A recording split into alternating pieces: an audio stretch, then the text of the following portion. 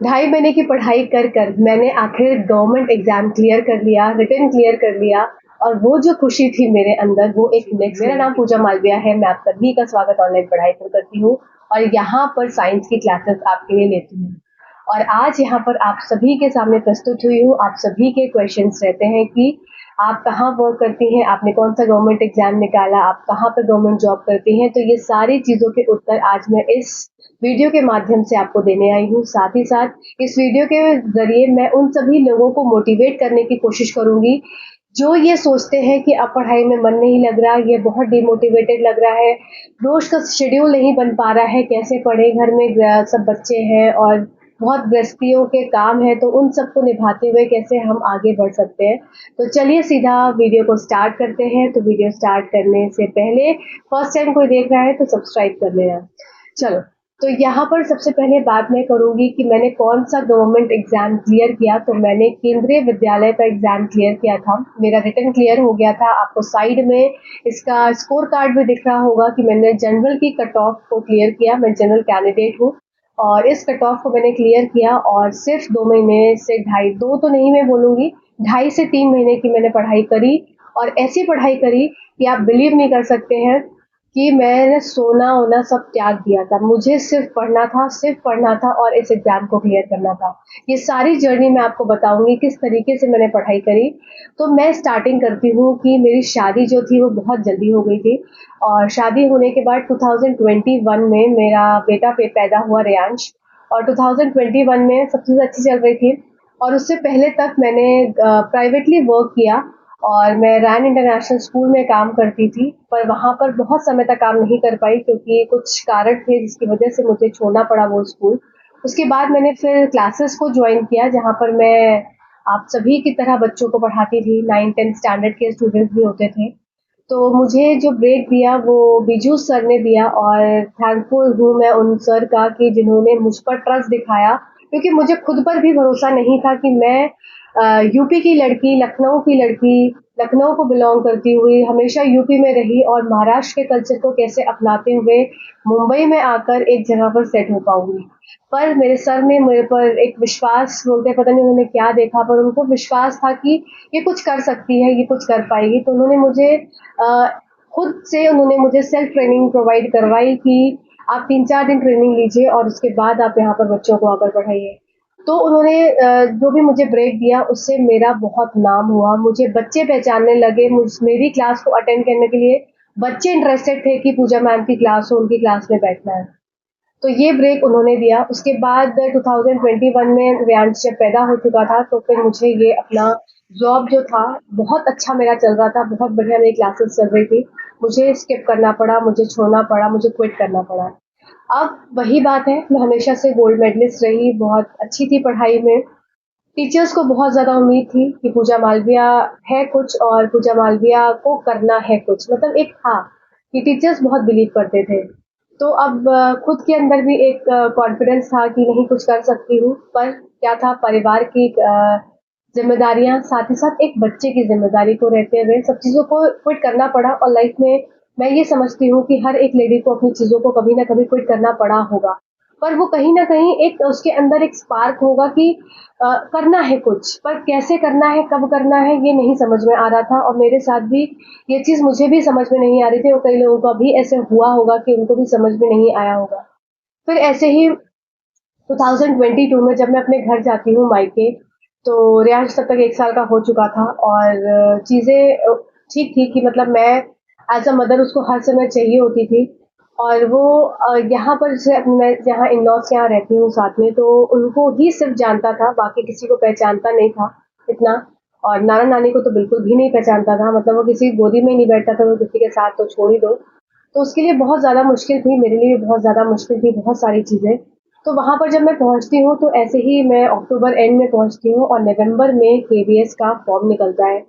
और केवीएस का फॉर्म निकलता है तो मेरे पास एक बहुत ज़्यादा, बोलते हैं ना कि एक मेरे लिए बहुत ज़्यादा चैलेंजिंग ये फेज़ था उस समय का कि मेरे हस्बैंड की जॉब नहीं थी, क्योंकि वो उन्होंने पढ़ाई अपना स्टार्ट किया था, उनको आगे का लॉ करना था कंप्लीट, तो उन्होंने भी अभी अपना लॉ स्टार्ट कर दिया था, एक बच्चे की ज़िम्मेदारी थी और साथ ही साथ चीज़ों को भी कुछ करना था। तो और अपने आप को प्रूव भी करना था। पर एक कहीं ना कहीं एक डर भी था कि निकलेगा कि नहीं निकलेगा, क्योंकि गवर्नमेंट जॉब है, कंपटीशन बहुत ज़्यादा है, बहुत बच्चे भरते हैं। कितनों ने तो कब से पढ़ाई करके रखा है। मेरे साथ के जो दोस्त लोग हैं उन्होंने एक एक साल दो दो साल से अपना कोचिंग लिया था केवीएस की। केवीएस के नाम पर भी बहुत सारे एग्जाम्स जो होते हैं, तो मतलब उनकी कोचिंग चल रही थी, कंटिन्यू चल रही थी। और कई लोग तो दो दो तीन तीन चार चार साल से प्रिपरेशन कर रहे थे। और उनके बीच में मैं बैठी, जहाँ जिसको कुछ सर पैर नहीं पता, जिसको एमएससी करे हुए समय हो गया, पढ़ाई को ब्रेक दिए हुए समय हो गया, सब चीज़ों को, इवन सारे सब्जेक्ट्स को ब्रेक दिए हुए समय हो गया। अब मैं कहाँ से स्टार्ट करूँ, मैं कहाँ से शुरू करूँ, सबसे बड़ा तो क्वेश्चन मार्क मेरे साथ था। और दूसरी चीज़ थी कि मैं एक छोटे बच्चे को कैसे छोड़ूँ। अब मैं घर पे रहकर पढ़ाई करती हूँ तो मेरा बच्चा मुझे नहीं छोड़ता है। मैं लाइब्रेरी जाती हूँ तो मेरा बच्चे को जब मेरी आवश्यकता होगी, तो मेरा बच्चा छोटा है, तो मैं घर पे अवेलेबल नहीं हो पाऊंगी। तो मुझे एक ऐसी जगह चाहिए थी जहाँ पर मैं रह के पढ़ पाऊँ, और कभी उस बच्चे को ज़रूरत पड़े तो मैं उसके पास पहुँच भी पाऊँ। तो मैंने चयन किया अपनी बुआ का घर। मेरी बुआ का घर 2 से 3 घर छोड़ के है। उन्होंने मुझे पूरी सुख सुविधाएँ दी, अपना एक कमरा दिया, प्रॉपर मैं उनके घर पे बैठ के पढ़ती थी। अब मैं वहाँ पर सुबह 6 से 7 बजे अपना उठ जाती थी और 8 बजे तक उनके घर पे पहुँच जाती थी। मतलब ठंडी का टाइम था, आप जानते हैं यूपी में कितनी ठंडी पड़ती है। पर आप बिलीव करिए कि उस समय का समय, ठंडी का समय, मुझे ठंड लगती थी, पर एक दिमाग के अंदर जो एक वो रहता है ना डर, ठंड का, वो डर मेरे अंदर खत्म हो चुका था। कि मुझे था कि अगर मुझे ठंड लगेगी ज़्यादा, अगर मैं ज़्यादा ठंडी के चक्कर में रूम के अंदर हीटर चलाऊंगी या रजाई में पढ़ूंगी, तब तो मैं पढ़ चुकी, तब तो मैं सो चुकी। तो मैं क्या करती थी, रूमीटर वूमीटर कहीं कुछ नहीं चलवाती थी अपने रूम में, सिर्फ टेबल और चेयर पे बैठ के, कम थोड़े से ठंड में, मतलब जो स्वेटर जैकेट सब जो पहने रहते हैं, थोड़ा सा कम पहनकर, और मैं बैठती थी जिससे हल्की सी मुझे ठंड लगती रहे। और जब हल्की ठंड लगेगी तो मेरे अंदर जो एक पढ़ाई का जो जुनून है वो बढ़ता चला जाएगा, क्योंकि मुझे नींद नहीं आएगी। अब वहाँ पर ये था कि मैं बहुत ज़्यादा अपने अंदर, मतलब एक मेरे में कॉन्फिडेंस था कि मैं कर पाऊँगी।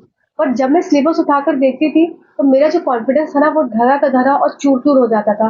ये वो चीज़ समझ रहे होंगे जो चीज़ इस चीज़ को फ़ील करा होगा कि जब हम सिलेबस खोलकर देखते हैं और सिलेबस में हर एक सब्जेक्ट में कितने सारे टॉपिक्स होते हैं, और जब टॉपिक्स को देखते हैं तो वहीं का वहीं लगता है फ़ोन बंद कर दो किताब और उस समय सो जाओ, शांत हो जाओ या वहीं भाग जाओ। तो मेरे साथ भी ये परिस्थिति बहुत बार होती थी कि मतलब मैं सिलेबस को खोला करती थी, और सिलेबस को खोलने के बाद अब मैं क्या करूँ, कहाँ से शुरू करूँ? मेरे पास, मैं ऑफलाइन जा नहीं सकती कोचिंग के लिए, ऑनलाइन एक सोर्स था, अब कौन-सी ऑनलाइन कोचिंग? ये भी बहुत बड़ा एक कन्फ्यूज़न था कि जो ऑनलाइन कोचिंग है वो मैं कौन-सी लूँ? तो यहाँ पर फिर मैंने सर्च किया यूट्यूब पे, तो मुझे एग्ज़ामपुर एक चैनल मिला। तो Exampur, just a second, Exampur के चैनल को मैंने ज्वाइन किया और वहाँ के कोर्स को मैंने लिया, परचेस किया मैंने कोर्स, पर्सनली मैंने बोल रही हूँ, मैंने परचेस किया एग्जामपुर के कोर्स को। वहाँ पर कुछ टीचर्स ने तो बहुत अच्छा पढ़ाया, पर कुछ टीचर्स का मुझे कुछ भी समझ में नहीं आया। अब यहाँ से एक और स्टार्ट हो जाती है स्ट्रगल कि अब जो बचे हुए सब्जेक्ट, जैसे साइंस मेरी बहुत अच्छी प्रिपेयर हो रही थी वहाँ से, प्लस मेरी साइकोलॉजी बहुत अच्छी प्रिपेयर हो रही थी वहाँ से, प्लस मेरी रीजनिंग भी बहुत अच्छी प्रिपेयर हो रही थी वहाँ से, पर कुछ ऐसी चीज़ें थी जो, और सब्जेक्ट्स थे जो कि मेरे प्रिपेयर नहीं हो पा रहे थे। वहाँ पे मुझे बहुत ज़्यादा डाउट था कि मैं इसे कैसे प्रिपेयर करूँ। तो उसके लिए मैंने सहारा लिया यूट्यूब का। मैं आप सभी को एक रिक्वेस्ट करूँगी कि यूट्यूब एक इतना अच्छा प्लेटफॉर्म है, आप किसी टॉपिक को डालते हैं और उसके मल्टीपल वीडियोज़ आ जाते हैं, आप किसी एक वीडियो को देखिए और उसको स्टार्ट करिए देखना, और फिर उससे समझिए कि मुझे क्या समझ में आ रहा है। तो यही एक स्ट्रैटेजी मैंने भी अपनाई। मैथ सबसे बड़ा एक मेरे लिए बहुत ज़्यादा हुआ था उस समय, क्योंकि मुझे मैथ्स नहीं आती थी। सीटेट दिए हुए मुझे टाइम हो गया था। यूपी टेट दिए हुए मुझे लगभग 2 साल पहले, मैंने मतलब जिस एग्ज़ाम जब आया उसके 2 साल पहले मैंने यूपी टेट दिया था। तो मैं मैथ्स के टच से बिल्कुल दूर-दूर जा चुकी थी कि मुझे कुछ भी नहीं आता था। मैं अगर 2+3 कर रही थी तो मैं 6 लिख दे रही थी। मतलब ये स्थिति थी मेरी, बहुत ही वाहियात स्थिति थी मेरी उस समय, मैं आपको क्या बोलूँ। पर वहाँ पर फिर मैंने वही यूट्यूब का सहारा लिया। मैंने कई ऐसे चैनल्स को विज़िट किया जहाँ पर पहले सीटेट की मैथ्स को पढ़ाया जा रहा था, क्योंकि केवीएस की मैथ्स, सीटेट की मैथ्स, लगभग चीज़ें थोड़ी-थोड़ी सेम होती हैं, पर केवीएस का थोड़ा लेवल अप होता है। तो मुझे पहले के सीटेट की सारी मैथ्स को क्लियर करना था। जब सीटेट की मैथ्स मेरी क्लियर हो जाएगी, मैं सारे क्वेश्चंस कर पाऊँगी, उसके बाद ही मैं क्या थी, मैं केवीएस के क्वेश्चंस कर पाती। तो वहाँ पर मैंने सीटेट की क्लासेस को ज्वाइन किया, जो भी मल्टीपल टीचर्स पढ़ाया करते थे। मैंने एक आध सर, जैसे आयुष चौहान सर हो गए, अंकुर सर हो गए, तो इन सब सरों को मैंने देखा, इनके जैसे-जैसे रोज़-रोज़ वीडियोज़ जो आते थे, मैं उसको ज़रूर सॉल्व करती थी, बैठती थी और सॉल्व करती थी। और ऐसा करते करते जब मेरी सीटेट की प्रिपरेशन हो गई, मतलब मैंने इतना, आप बिलीव नहीं करेंगे, मैं सुबह 8 बजे से जो बैठती थी उसके बाद मैं 11 बजे के आसपास ब्रेक लेती थी। बुआ चिल्लाती थी नाश्ता कर लो, नाश्ता कर लो, पर मुझे कम खाना होता था क्योंकि ज़्यादा खाऊंगी नींद आएगी, सो जाऊंगी। सोना मुझे था नहीं, क्योंकि मेरे पास सिर्फ 2 महीना से 2.5 महीना था, और इस समय में मुझे खुद को प्रूव करना था, प्लस अपने हस्बैंड को बताना था कि मैंने कर दिया, और साथ ही साथ मैंने अपने इन लॉज को नहीं बताया था कि मैंने एग्जाम भरा है। फिर वहाँ पर एक और मेरे पास एक और बहुत बड़ा मेजर इशू क्रिएट हुआ। मेरे माउथ में प्रॉब्लम हो गई और मेरे माउथ का ऑपरेशन हुआ। ऑपरेशन होने के बाद अगर इमेज रहेगी तो मैं ज़रूर साइड में ज़रूर लगाऊँगी। अगर मेरे पास रहेगी, पता नहीं किधर है। तो अब ये सब पूरा चीज़ मेरा स्वेल हो चुका था। अब मैं, मतलब आप, ये सब पूरा पोर्शन मेरा दर्द हो रहा होता था। मुझे दवा देते थे तो मुझे नींद आती थी पेन किलर की। तो मैं दवा जो वो फुल देते थे तो मैं आधी खाती थी कि मतलब मेरा जब दर्द ठीक हो, मुझे नींद ज़्यादा ना आए। मैं चीज़ों को, कि बस मुझे उस समय सोना नहीं है। फिर ऐसे करते-करते मैं पढ़ा करती थी पूरे दिन में आप समझो कि 1 बजे के आस-पास फिर खाना खाती थी, और खाना भी 1 रोटी, ज़्यादा खाऊँगी नींद आएगी। 1 रोटी खाने के बाद फिर 1 घंटे का नैप लेती थी, अच्छे से 1 घंटा सोती थी। पर जब आप खुद सोचो, जब टेंशन हो दिमाग में बहुत सारी चीज़ों को कवर करने की, तो नींद कहाँ आती है। नींद में भी दिमाग घूम रहा होता था कि अरे यार ये अच्छा, ये ऐसे था, ये ऐसे था, चीज़ें रिवाइज़ हो रही होती थी। तो नींद भी अच्छी नहीं आती थी। फिर करते-करते साढ़े 9, साढ़े 10, 11 इतना टाइम मैं वहाँ पर उनके घर पर बैठकर बिताती थी, बुआ के यहाँ, और इतनी देर तक मैं पढ़ती थी। अगर बीच में फ़ोन आया कि हाँ, बच्चा रो रहा है, ज़्यादा रो रहा है, नहीं चुप हो रहा है हम लोग से, तब मैं जाया करती थी घर पे, नहीं तो बेचारे बच्चे को भी मैंने बहुत स्ट्रगल करवाया। उस बच्चे ने बहुत स्ट्रगल किया, मतलब उस 3 महीने वो मुझसे दूर था, उसे मतलब रहता था, जैसे ही मैं घर 11 बजे के, साढ़े 10, 11 बजे पहुँचती थी, तो वो एक उसका अलग ही मतलब वो रहता था कि, मतलब जैसे आपने देखा होगा ना कि एक एक कुत्ता जो है छोटा, मतलब अब मैं इसको ऐसे इसलिए बता रही हूँ कि आपने देखा होगा जिनके यहाँ डॉग पपेट्स हैं, सॉरी पपीज़ हैं, तो उनके जब मालिक घर पर आते हैं तो वो किस तरीके से उसके ऊपर उछल-उछल कर चढ़ता है, वही स्थिति मेरे बच्चे की हुआ करती थी। जैसे ही बेल बजती थी तो उसे लगता था मम्मी आई। अब वो बोलता तो था नहीं, उस समय बोलना जानता नहीं था, क्रॉल करता था, कभी पकड़ के चलता था, तो वो दौड़ के आकर गेट पे खड़ा हो जाता था और फिर वो मुझे छोड़ता नहीं था। तो मतलब एक मुझे, मैं कभी-कभी रोती भी थी इस चीज़ को लेकर कि मैं अपने बच्चे के साथ कितना अन्याय कर रही हूँ। आज बच्चे को मेरी ज़रूरत है, पर फिर कहीं न कहीं अपने आप को मोटिवेट रखती थी कि नहीं, आज कर लिया तो इसके लिए ही तो कर रही हूँ सब कुछ, इसके लिए तो, इसी की तो ज़िंदगी सेट हो जाएगी। तो ऐसे करते-करते फिर कई बार ऐसा इतना ज़्यादा डिमोटिवेट होती थी, इतना ज़्यादा होती थी कि मैं अपने परिवार के सामने बैठ के रो नहीं सकती। उन्हें लगेगा कि पता नहीं ये क्यों क्यों इतना परेशान है, नहीं देना एग्ज़ाम, मत देना, ठीक है, चल तो रही है ज़िंदगी। पर मुझे करना था, क्योंकि कभी बोलते ना कि हम अपने लिए भी कुछ करना चाहते हैं, तो मैं अपने लिए कुछ करना चाहती थी। मैं खुद के लिए जीना चाहती थी, मैं खुद के लिए केवीएस को भरना चाहती थी, मैं खुद के लिए इस एग्ज़ाम को क्लियर करना चाहती थी। अब जब मैं खुद के लिए करना चाहती थी तो मैंने हर वो एक प्रयास किया, और साथ ही साथ मुझे बहुत सारे ऐसे लोग थे जिनको ये दिखाना था कि मैं भी कुछ कर सकती हूँ। फिर करते-करते जब मैं रोया करती थी ना, तो मैं, मेरे पास एक ही हमेशा से रामबाण इलाज मेरा रहा है। जब मैं बहुत ज़्यादा परेशान हो जाती हूँ ना, तो मैं बस लाइट को बंद कर देती हूँ कमरे की, और एकदम कमरे की मतलब फुल वॉल्यूम में करके हेडफ़ोन लगाकर, मेरा एक सॉन्ग फ़ेवरेट है, साइड में देखो इमेज आ रही है। इस सॉन्ग को हमेशा सुनती थी, और बिलीव नहीं करोगे, मेरे अंदर एक अलग से एनर्जी आ जाती थी कि नहीं, मैं कर पाऊँगी और मैं ही कर पाऊँगी। मैं नहीं तो कोई नहीं। मतलब मेरे अंदर एक ये फीलिंग आ जाती थी कि नहीं, मैं नहीं तो कोई नहीं। तो ऐसे कर करके फिर जैसे-जैसे हम बोलते हैं ना कि जैसे-जैसे हमारा नज़दीक एग्ज़ाम आता है, हमारे अंदर एक बड़ा-सा एक जो होता है ना, हौवा स्टार्ट हो जाता है आना कि अब तो मुझे कुछ नहीं आता, मेरा इतना सारा सिलेबस रह गया, मैं कैसे करूँ? तो वहाँ पर मैं आप सभी को ये ज़रूर बताऊँगी कि उस समय उस चीज़ को मत हावी होने दो। जैसे ही ये चीज़ आपके सामने आए, आप अपना रिविज़न और फ़ास्ट कर दो। जैसे ही सुबह होती थी, मैं अपने रिविज़न को पहले करती थी, उसके बाद अपना नया पढ़ना स्टार्ट करती थी। क्योंकि जो मैंने पिछला पढ़ा अगर मैं रिवाइज़ नहीं करूँगी, मेरे पास ऑलरेडी समय कम है, 2 से ढाई महीना, 3 महीना है टोटल, तो मैं अगर उसको पिछला रिवाइज़ नहीं करूँगी तो मैं आगे कैसे बढ़ूँगी? तो मैं पिछला रिवाइज़ करते हुए साथ-साथ, मतलब मेरा एक फिक्स था, मैं कोई सब्जेक्ट अगर लेकर बैठी हूँ तो मुझे उसका पहले पिछला देखना है, पूरा रिवाइज़ करना है, उसके बाद मुझे नया पढ़ना है उस सब्जेक्ट को। मैं इंग्लिश लेकर बैठी हूँ, तो पहले मुझे सारे, जितना मैं नाउन, प्रोनाउन और एडजेक्टिव पढ़ लिया है, तो पहले मैं नाउन, प्रोनाउन, एडजेक्टिव के सारे रूल्स वापस से रिवाइज़ करूँगी, तब मैं आगे बढ़ूँगी। ये मेरा एक नियम था पढ़ने का, और टाइमर हमेशा लगाकर मैं पढ़ती थी कि मुझे, अगर मैं नाउन पढ़ रही हूँ तो मुझे 1 घंटे में नाउन पूरा चाहिए। इंग्लिश के लिए मैंने एक सर को फ़ॉलो किया था, मुझे एग्ज़ैक्ट उनका नाम नहीं याद आ रहा है, अगर नाम याद आएगा तो मैं स्क्रीन पर लिख दूँगी। वो सर ने बहुत बढ़िया इंग्लिश पढ़ाई थी, मतलब मज़ा आ गया था, उनके रूल्स मैंने, मतलब मुझे उनके क्लास को देखने में इंटरेस्ट आता था। तो इस तरीके से मैंने अपनी पढ़ाई करी, फिर एग्ज़ाम दे दिया, एग्ज़ाम दे के फिर कई समय तक क्या था भई, रिज़ल्ट का हमेशा वेट होता है जिस तरीके से, तो मैंने भी अपना एग्ज़ाम दिया। एग्ज़ाम देने के बाद एक फीलिंग थी कि हाँ, अच्छा भी हुआ है, पर जब ऑप्शंस देखती थी तो लगता था, अरे यार गलत तो नहीं हो गया है। तो ये सब करते फाइनली रिज़ल्ट का मतलब जो हमारा हम की चेक करते हैं, ये करते हैं, वो करते हैं, करा के मेरा भी ऐसा हुआ कि मेरा भी स्कोर जो था वो अच्छा आ रहा था, और 130 के आसपास मेरा स्कोर आ रहा था।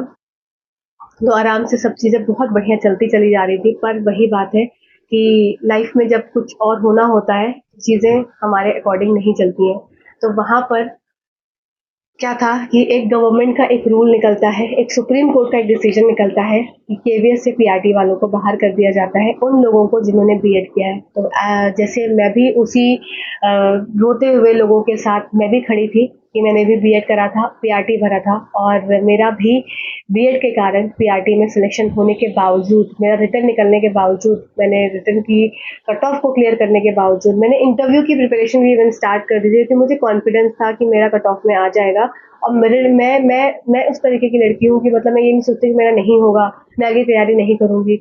तो मैं मेरा हमेशा से कॉन्फिडेंस और साथ ही साथ एक मोटिवेटेड रहती हूँ। तो मुझे था कि नहीं, मेरा होगा, और मेरा ही होगा, और साथ ही साथ मुझे प्रिपरेशन स्टार्ट करनी है। तो मैं कई जगह पर कई प्रिंसिपल से मैंने कोशिश करी, क्योंकि प्रिंसिपल डायरेक्टली मिलते नहीं हैं केवीएस के। तो उनसे मैं किसी तरह से कुछ लिंक बिठाकर किधर-उधर कर मतलब कोई अगर जैसे केवीएस में काम कर रहा है, तो उनसे लिंक बिठवा कर कि मुझे प्लीज़ एक बार प्रिंसिपल से मिलना है, एक बार मिलवा दो, प्लीज़ किसी तरह से मिलवा दो, प्लीज़ मिलवा दो। मतलब बहुत मैं कोशिश करती थी। मैंने 2-3 प्रिंसिपल से मिली, फिर मैंने केवीएस बाराबंकी का जो एडॉक वाला आता है, वहाँ का मैंने, जब मैं वहीं पे थी उस समय, तो उसके बाद फिर कुछ समय बाद जब मैं वापस गई, तो वहाँ पर एडॉक का निकला था फॉर्म, तो मैंने एडॉक का फॉर्म भरा। अब मैंने वहाँ का इंटरव्यू जान के फेस किया, क्योंकि मुझे अपना फाइनल इंटरव्यू देना था। अब मुझे प्रिपेयर करना था, अपने आप को सेल्फ प्रिपेयर करना था इंटरव्यू के लिए। अब मैंने वहाँ का इंटरव्यू दिया, तो मेरे अंदर एक और कॉन्फिडेंस आया अलग तरीके का कि नहीं, मतलब मैं अगर लाइफ में कुछ करना चाह रही हूँ, और कुछ करने के लिए मुझे प्रयास भी तो करना पड़ेगा ना, तो वही प्रयास मेरा चल रहा था उस समय। तो वो उसको करने के बाद मैंने केवीएस बाराबंकी को क्लियर किया, जो एडॉक वाला था, वहाँ पर मेरा नाम आ गया। और पर मुझे ज्वाइन नहीं करना था, क्योंकि मुझे एडॉक में तो रहना नहीं था, मुझे परमानेंट रहना था, तो मैंने उसको क्विट कर दिया, वहाँ पर मैंने उसको छोड़ दिया कि मुझे नहीं करना है। फिर उसके बाद करते वही चीज़ है कि फाइनल रिजल्ट आया, फाइनल रिजल्ट में कट ऑफ में आई, पर बाहर हो गई। अब यहाँ पर एक बहुत ज़्यादा बुरी चीज़ ये हुई कि सब कुछ होने के बाद भी, इतनी मेहनत करने के बाद भी, बच्चे को सैक्रिफाइस कराने के बाद भी, बच्चे से स्ट्रगल कराने के बाद भी, खुद स्ट्रगल करने के बाद भी नहीं सक्सेसफुल हो पाई। और फिर लाइफ ने दोबारा ऐसा मौका भी नहीं दिया कि मैं कोई फॉर्म भरूँ, या मैं कुछ कर पाऊँ, या मैं अपने लिए थोड़ा-सा और ऐसा सोच पाऊँ। क्योंकि जब हमारी शादी हो जाती है ना, तो चीज़ें बहुत डिफरेंट रूप से, हम डिफरेंट दूसरों के हिसाब से हम चलते हैं। हम खुद के हिसाब से नहीं चल सकते। तो यहाँ पर मैं उन सभी लड़कियों को या उन सभी लड़कों को एक बात ज़रूर बोलूँगी, अगर आप अभी फ्री हैं, मीन्स कि आप किसी चीज़ में ज़िम्मेदारी में भी फँसे नहीं हैं, आप इस मूवमेंट पर अपना जितना ज़्यादा हो सके, आप अपनी नींद को त्याग कर, अपने चीज़ों को त्याग कर इस लेवल पर पढ़ाई करिए। क्योंकि जब ये समय निकल जाता है ना, हम बोलते हैं ना कि opportunity knocks once at a door. तो अपॉर्च्युनिटी तो आई मेरे पास, पर शायद भगवान को कुछ और मंज़ूर था। भगवान चाहते थे कि मैं कुछ और करूँ। मैं बिल्कुल भगवान की उस चीज़ को सराहना करती हूँ, और भगवान का शुक्रिया करती हूँ कि मैं केवीएस में तो सिलेक्ट नहीं हो पाई, फाइनल में नहीं आ पाई, क्योंकि मेरा इंटरव्यू ही नहीं हुआ। और उस केवीएस की प्रिपरेशन में, उस 3 महीने की तैयारी ने, और साथ ही साथ उस इंटरव्यू के सेल्फ प्रिपरेशन ने मेरे अंदर एक एनर्जी भर दी। इवन मैंने इंटरव्यू की क्लासेस भी ज्वाइन करी थी, वहाँ पर लखनऊ में जाकर वापस से मैं इंटरव्यू के लिए गई थी 1 महीने की प्रिपरेशन के लिए। तो मैंने वहाँ पर क्लासेस भी ज्वाइन करी थी। तो वहाँ पर भी जो मेरे सर थे, साइकोलॉजी के सर थे, गजेंद्र सर, उन्होंने मेरी बहुत, मुझे मुझे एक ग्रूम करने में बहुत ज़्यादा मेरी हेल्प करी थी। तो मैं उन सब चीज़ों को, आज मुझे ये पता है कि मैंने जो चीज़ें, मैं भले ही केवीएस में नहीं सिलेक्ट हुई, वहाँ नहीं, उस कुर्सी पर नहीं बैठी हूँ जहाँ मेरा एक सपना था मेरी उस कुर्सी पे बैठने का, उस चीज़ का मुझे तो जीवन में इतना दुःख है कि कभी-कभी सपने में भी वो चीज़ आती है, तो मैं सपने में भी रोने लगती हूँ, क्योंकि मुझे वो सपना अपना पूरा करना था, पर वो नहीं हुआ पूरा। मुझे इस चीज़ का अफ़सोस बहुत है, पर उस अफ़सोस ने उस चीज़ ने मुझे इतना एक्सपीरियंस दिया, उस चीज़ ने मुझे इतना सिखाया कि आज मुझे किसी के सामने भी खड़े कर दो, मैं नहीं डरती बोलने के लिए, मैं नहीं कतराती, मैं उसकी आँखों में आँखें डाल कर बात कर सकती हूँ। तो ये एक एक्सपीरियंस था और मैं उन सभी कैंडिडेट्स को, उन सभी एस्पायरेंट्स को, उन सभी सपना देखने वालों को मैं इस बात को ज़रूर बोलूँगी कि अगर आपने सपना देखा है, तो उस सपने को देखने के लिए आपको जो भी हो सके आपको वो करना है। आप अपने घर से अलग रहकर बैठ के पढ़ाई करें, क्योंकि आप घर पे रह के पढ़ेंगे 10 लोग 10 काम बताएँगे, नहीं होती पढ़ाई। पढ़ाई में एक अलग दिमाग माइंड का सेट होता है। मतलब वो पढ़ने का समय कुछ ऐसा था कि मुझसे दुनिया कतराती थी बात करने के लिए, क्योंकि मैं किसी को सीधा जवाब ही नहीं देती थी। भाई मुझे नहीं किसी से बात करनी, चाहे अगल-बगल का हो, चाहे कोई परिवार का हो, चाहे कोई हो, मुझे पसंद ही नहीं था बात करना। आप बिलीव नहीं करेंगे, उस समय मेरे हस्बैंड का भी फ़ोन आता था तो मुझे लगता था यार मेरा टाइम वेस्ट हो रहा है, मुझे पढ़ाई करनी है। तो कई बार तो ऐसा होता था, मैं उनसे बोलती थी नहीं तो मैं बाद में बात करती हूँ, मुझे पढ़ने दो, मैं अभी अपने टाइम को नहीं वेस्ट कर सकती, क्योंकि मुझे खुद को करना है, खुद को कर कर दिखाना है। तो यही चीज़ है कि आप सभी अगर ज़रा भी डिमोटिवेट होते हैं, इस चीज़ का वेट करते हैं एग्ज़ाम का फॉर्म नहीं निकलता, तुम फॉर्म का निकलने का इंतज़ार मत करो, फॉर्म तो जिस दिन होगा उस दिन निकल जाएगा, पर क्या तुम्हारी उस लेवल की तैयारी है कि आज अगर फॉर्म तुम्हारे आगे आज पेपर दे दिया जाए, तब तो ये होगा कि अरे इतनी जल्दी क्यों आ गया, आगे बढ़ाओ, डेट एक्सटेंड कराओ। तो तुम्हारी तैयारी इस लेवल की होनी चाहिए, इस एक्सट्रीम लेवल की होनी चाहिए कि कभी भी तुम्हारे आगे पेपर आए वो तुम्हें लगे कि बस अब मुझे फोड़ना है, अब मैं ही कर सकती हूँ, अब मैं ही करूँगी। और जब कभी भी निराश हो तो उस चीज़ को ज़रूर सोच लेना कि जब ये चीज़ पूरी हो जाएगी तो मैं कहाँ पर होंगी, मेरा सम्मान क्या होगा। दुनिया जो आज मुझसे बात करने से डरती है, दुनिया जो आज मुझसे बात नहीं करती, ये कुछ नहीं करता या कुछ नहीं करती, वो मेरे आगे आकर खड़े होकर मुझसे ही पूछेंगे कि तुमने ये कैसे किया। तो इस लेवल पर जो भी कैंडिडेट है, जो मतलब मेरे साथ बहुत सारे लोग हैं जो कि मुझसे ये बोलते हैं कि मैम मेरा मन करता है ना क्विट कर दें, अब प्राइवेट को ज्वाइन कर ले। Private is your and option, last option. उस ऑप्शन को तो आप कभी भी ऑप्ट कर सकते हो, वो तो आप लास्ट में आप 40 साल की भी हो जाओगे ना तो भी आप उसे ऑप्ट कर सकते हो। पर ये गवर्नमेंट की जो एक जॉब होती है ना, गवर्नमेंट का एक जो सितारा होता है ना, ये सितारा जिसके आगे लगता है ये उसी को पता है। उसके बाद तो लोग वहाँ बहुत गाली देते हैं, अरे यार बहुत काम कराते हैं, करते करने दो ना, छोड़ते भी तो नहीं है ना ऐसे लोग, छोड़ देना। जिनको ऐसी प्रॉब्लम है वो छोड़ दे, बिल्कुल छोड़ दे। तब वो छोड़ते भी नहीं है क्योंकि उनको पता है ये ताज क्या होता है। तो आप सभी को अगर ये ताज पहनना है तो उसके लिए मेहनत भी करनी पड़ेगी। मेरी परिस्थितियाँ कुछ अलग है, मेरी परिस्थितियाँ कुछ है कि मैं उस चीज़ों को नहीं कर सकती अब आगे। मैं अपने बच्चे को किसके भरोसे छोड़कर जाऊँ तैयारी करने के लिए। अब मेरा बच्चा बड़ा है, वो समझदार है, वो नहीं रुकेगा मेरे बिना। तो अब चीज़ें अलग हैं, मैं एक बच्चे के साथ रहकर सब चीज़ों को करती हूँ कोशिश बहुत चीज़ें करने की, पर कई चीज़ों में नहीं भी कर पाती हैं क्योंकि बहुत ज़िम्मेदारियाँ हो जाती हैं। इन-लॉज़ की पूरी ज़िम्मेदारी, बच्चे की ज़िम्मेदारी, हस्बैंड की ज़िम्मेदारी, खुद की ज़िम्मेदारी, खुद के ऊपर की चीज़ें। तो चीज़ें अलग होने के बाद हम अपने अकॉर्डिंग नहीं बना पाते। पर अभी जो सारे लोग हैं जो ये चीज़ें कर सकते हैं, उन सभी के लिए है अपना ड्रीम ज़रूर पूरा करो, खुद का ड्रीम देखो और उस एक बात को ज़रूर ज्ञात रखो उन सभी लोगों की जिन्होंने आपको कभी बुरा भला कहा हो। उनका नाम लिखकर एक चिट बनाकर अपने आगे चिपका लो टेबल पर कि इसने मुझे ये शब्द बोला था। वो टैगलाइन तुम्हारे सामने होगी ना, तो कभी भी तुमको जो नींद आएगी ना, तो डिमोटिवेटेड लगेगा ना, वो कभी नहीं लगेगा, वो मोटिवेशन में कन्वर्ट हो जाएगा कि तुम्हें लगेगा कि नहीं मुझे करना है, इस आदमी को ना दिखा देना है करके। तो बस इसी चीज़ को करते रहो। और मैं ये जो मैं नहीं कर पाई, मैं इस चीज़ को तो नहीं कर पाई, अपना सपना नहीं पूरा कर पाई, पर मैं ये कोशिश में हमेशा रहती हूँ, इसीलिए आप सभी के लिए यहाँ पर हर चीज़ को फ्री रखती हूँ कि मैं नहीं कर पाई, तो जो भी चीज़ें मैंने सीखी या जो चीज़ें मैं डे टू डे लाइफ में अपनी सीखती हूँ, मैं आप सब तक पहुँचाऊँ और आपको मोटिवेटेड रखूँ, जिससे कि आप पढ़ते रहें। और यहाँ से जो भी मेरे लायक रहेगा, मैं अपनी पूरी 100% कोशिश कर कर आप तक पहुँचाती रहूँगी। और मैं नहीं कर पाई, तो मैं इतना विश्वास रखती हूँ और इतनी मुझे खुशी होती है ना। अभी बीपीएससी तैयारी में बहुत सारे लोगों का सिलेक्शन हुआ, तो सिलेक्शन हुआ तो अब जितने लोगों का सिलेक्शन हुआ ना, मुझे ऐसा लगा पूजा तुम फिर सिलेक्ट हो गई, पूजा तुमने एग्जाम निकाल लिया, पूजा तुमने फिर एग्जाम निकाल लिया, पूजा तुमने फिर एग्जाम निकाल लिया, पूजा तुमने ताज पहन लिया। क्योंकि पूजा वो ताज नहीं पहन पाई, पर पूजा ये देखती है कि जब लोग वो ताज पहनते हैं तो पूजा को लगता है कि मैंने पहन लिया। तो बस आप सब जुड़े रहिए, इसी तरह से बढ़ते रहिए और उन सभी कैंडिडेट्स को जो तैयारी कर रहे हैं, कभी भी डिमोटिवेट मत होना। जब डिमोटिवेट होना तो ये सोचना कि मुझे वो ताज पहनना है, उस ताज के लिए मुझे उतनी मेहनत भी करनी है। Till then thank you so much for this video.